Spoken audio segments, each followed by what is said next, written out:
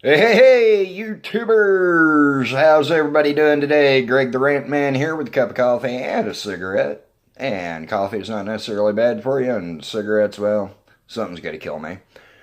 God knows there's been plenty of people that have tried. Now, I want to talk to you guys a little something. I'm going to tell you a little something about a conversation I had with a gentleman that I used to work with 30 plus years ago. Everybody thought he was Mexican, including myself. And he caught a lot of crap for, well, being what everybody thought was Mexican. We were on lunch break one day. He was sitting outside in the shade, and, well, it looked like a good spot, so I decided to sit down with him. And we got talking, and I never had a problem with him. Whether he was Mexican or not, he had his paperwork, he was here legally, he was cool. His English was a little sketchy, but, I mean, he was working on it.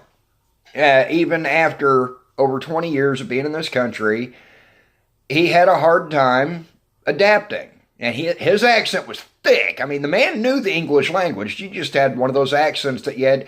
It was like Ricky Ricardo on a temper tantrum, which is kind of interesting because this man was also Cuban. And politics came up into the conversation, which, yeah, hey, I'm cool with it. I'll discuss politics. I will discuss politics about anybody. And he asked me which way I went, Democrat or Republican. Well, at the time, there really wasn't anything else. We're talking 1985. Actually, it was 84 because I was working at a feed store. I was only 14, but because it was an agricultural job, I didn't have to worry about it. But at the time, you had pretty much Democrats and Republicans. Any other parties were basically non-existent or never heard of them, and I had never heard of them. No, I mean, I'm sure that some of them were already out there. And I lean more towards the Republican side. Now, I can see some Democrat views, and I actually agree with some, not many, okay? I lean more towards the right, but I can see all sides of it, all sides of an argument. There's more than just two sides. And he sat there and he looked at me and he kind of grinned. He was like, good, stay that way. And I looked at him and I was like, all right, you've got my attention here. Why would you say that?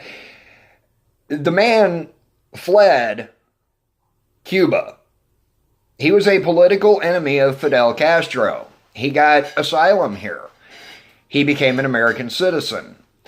And in 1984, he explained to me in 1984 what was going to happen to the Democrat Party.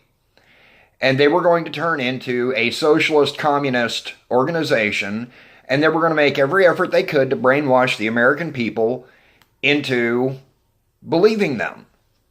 And that they would eventually and inevitably, if they were allowed to remain in power, lead the country into the same mess that at the time the USSR, Cuba, and several other socialist communist countries were going through. And he's right. And I actually agreed with him. I was like, yeah, I know. I could see it. I could see it when I was younger. Because I didn't have blinders on. I didn't have rose-colored glasses. And I don't believe everything everybody, all politicians, yeah, they're going to make promises to get elected. I look at their track record. I read between the lines, and then I make a decision on who I think it is going to be in the best interest of this country to vote for. Now, he saw in 1984 the communism that the Democrat Party has become. And they're openly running now as socialists, and basically, they haven't come out and said it, but they're communists. Give it time. It will. They will. And what he pointed out, something he said was, with socialism, you have no freedom. You start out with freedom, but the more power you give your government, the less freedom you have as a people. And he could see it coming in 84, guys. All right? So, seriously, y'all need to go pick up a history book. And I don't mean one from school. Don't pick up any of that bullshit, because most of the school history books are so grossly inaccurate now, it's painful. You want to read history, you want to learn about history, you read books written by people who lived through it. Not the winners, the losers. All right? Because those who win get to write the known history, most of the known history. Read stuff from both sides, but weigh everything that you read and compare it to something else that you read. Research. If you guys on the left, if the Democrats, seriously, if you love freedom, you need to step away, turn your back on the Democrat Party and walk away. Because if you continue to believe what they are telling you, you are going to end up being slaves to the government. You want to believe socialism's good? You want to believe everybody should have the same thing, and so on and so forth? Bullshit. If you earned it, you should get to keep it. If I get out and I make $1 million, half of my money should not be taken away from me so that somebody else can have more. Bullshit. They should have to get out and earn $1 million too. Well, what if they don't know how? Well, then they better figure it out. Poverty isn't about rich people trying to keep poor people down. It's not. Poverty is a mindset. Not everybody is born rich. Now, everybody is born with the capability to become rich. Not everybody is born with a silver spoon in their mouth, and I don't know what the fuck this white privilege shit is. I've never had any. I've never had white privilege in my life. In fact, I honestly, because I don't make a lot of money, I recently applied for food stamps. You know what they told me? You know what I was told? And I've been told this more than once, in more than one state. I don't qualify for food stamps because I am a white male between the ages of 18 and 50, or 55, depending on the state you're in.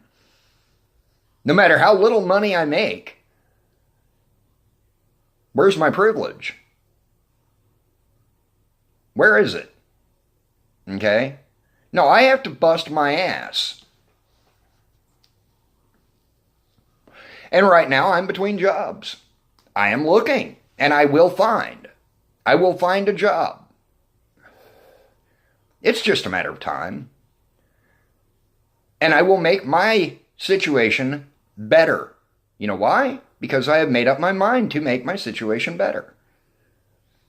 If you want your life to improve, don't make somebody else's life worse to make your life better. Make your life better.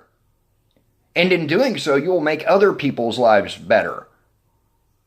Okay? Jobs aren't created by poor people. Wages aren't paid by poor people. And if you take away from the rich who pay the paychecks, the ones who are paying the paychecks, there are going to be fewer paychecks being paid. It's that simple.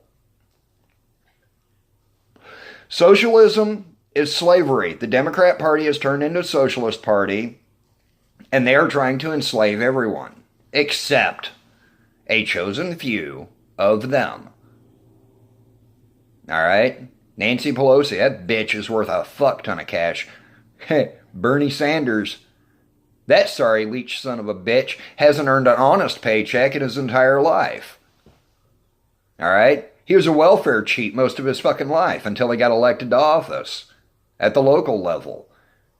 And then he'd say, hey, you know what? I got it pretty good here.